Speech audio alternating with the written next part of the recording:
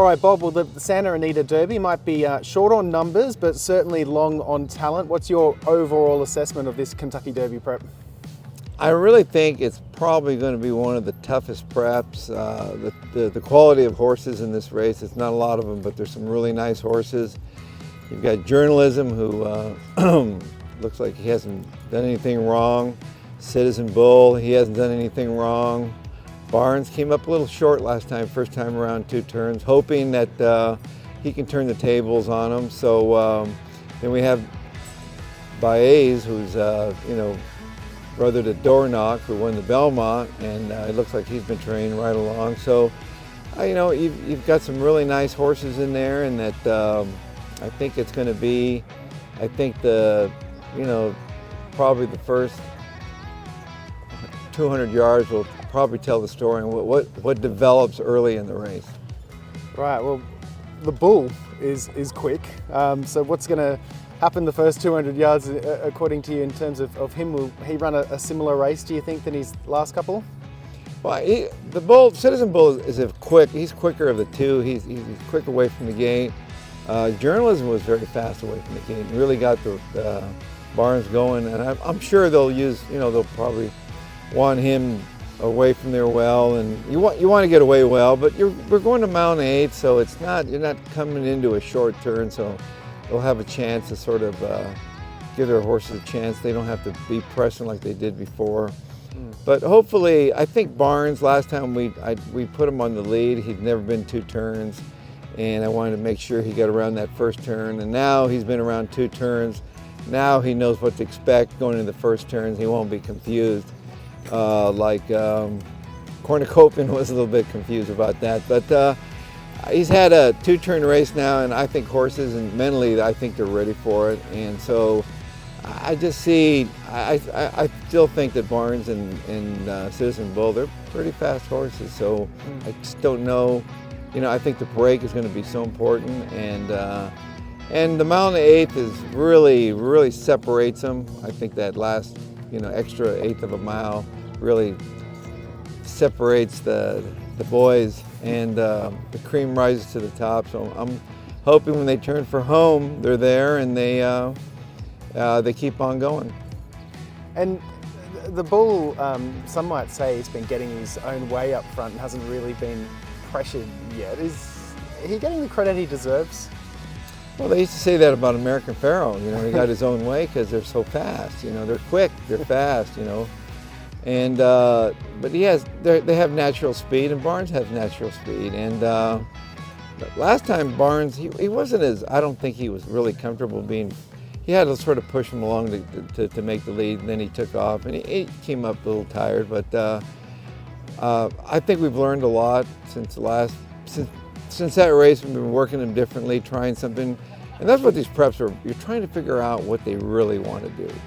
I've had horses, we find out, like, we weren't riding, we weren't, like, Point Given, the Kentucky Derby. We realized after Kentucky Derby lost, he doesn't want to be ridden that way. And so Gary Stevens figured it out, and he never got beat again. So it's one of those things where they're young, they haven't had a lot of outs, and we're trying to get there. But this is an important, I think, it's probably more important race for Barnes than it is Citizen Bull. Citizen Bull, he has enough points. He just needs to get the 2-turn race, Mount 8. If he gets a little tired, he gets tired, but then that'll set him up for the Derby. For Barnes, I think it's a must situation for him. He has to run first or second if he's going to, because point-wise, we're not running for that many points because of the shorter field, unfortunately. But you don't want to go. We're not just trying to get in the Derby. We want to go there with a good horse to try to win it. And so, I think this race is going to be, a lot of questions are going to be answered when they turn for home, and hopefully we have the right answers. Yeah. You've won this race a record 9 times, Bob. Do Barnes or Citizen Bull remind you of any of your previous winners? No, they're all different. They've all been different. I think Citizen Bull is like, he's different kind of, bulk, stronger horse. Barnes is, he's out of American Pharoah mare. He's got more of American Pharoah's body type than he does into Mischief, and just brilliant. They're both just beautiful horses. But they look fast. They're fast horses, and I hope they don't get in each other's way. But I can't help that. These jockeys, I let them go, and you guys do your thing, and if it works out, it works out. But if they're fast. Can they rate? I don't know. I doubt it. But we know journalism can rate, and he saw what was development last time. So I have a lot of respect for journalism. I think he's got the perfect style if they go too fast early. But hopefully, that doesn't happen, and we'll see what happens. One horse that's not going to get in their way from your barn is Rodriguez over the other side of the country in the wood. What are you expecting from him? Yeah, Rodriguez, he needed to get away from these boys. He needed some relief from these fast horses here. He's a very fast horse himself, and I think he's the kind of horse. He's shipped well. He's doing well in New York. He has to break well. I took the blinkers off. I hope he breaks well without them, and so. He's the kind of horse, reminds me of his sire, Authentic. Authentic was very immature. This horse I think he has the potential, but he's still very immature. Authentic he didn't get good till the fall. He got really good in, summer, fall. So I'm hoping that, hopefully, I just really the field, I don't know it that well there, and I just really worry about my own horses. But Mike Smith, he's ready for it, and he knows what he has to do, and hopefully, if he can get him a nice rhythm early, and he could get the job done. I think he's that good of a horse. So I feel good about him. So coast to coast runners and Derby preps, and you've also got a couple of Oaks contenders here too in the Santa Anita Oaks. What's the latest with Tenma and Silent Law? Yeah, Silent Law, we're sort of experimenting there, give her a chance to run 2 turns.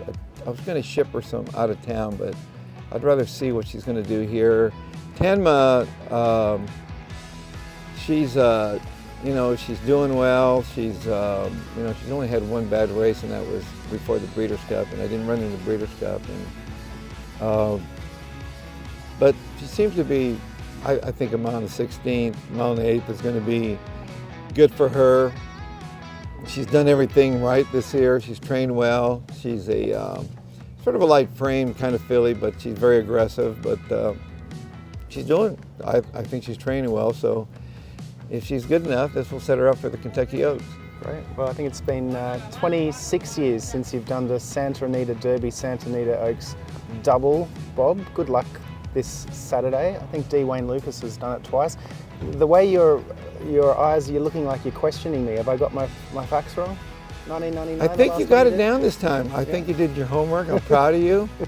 And I appreciate you doing this, because I think it's good for the fans and people that, this is, I think this is, it's just like March Madness. This is a chance for people that don't follow horse racing to see this, and they can start following their horses for the Derby. We have a big serious prep in the Bluegrass next week. And you start seeing these names, just like in basketball. You start watching, and then you learn who the players are, and then you get to follow them into the greatest race, the Kentucky Derby, and then the Preakness if they're still hanging around, and there's the Belmont. So this is a very exciting time of year for horse racing, and I'm just glad that at least I have a dog in the fight. You don't know, and so you don't know until that last prep. They can either go really well, or it can just be, the disappointments. But we're always prepared for the disappointment. Like the great Charlie Whittingham said, expect the worst, hope for the best attitude, and you won't go crazy in this game. So, because there's a lot of highs and lows. No, that's fantastic. Well, you do have a dog in the fight, possibly more than just one, and we are all really looking forward to having you back in Louisville in a few weeks' time. But before that, good luck this Saturday. Thank you.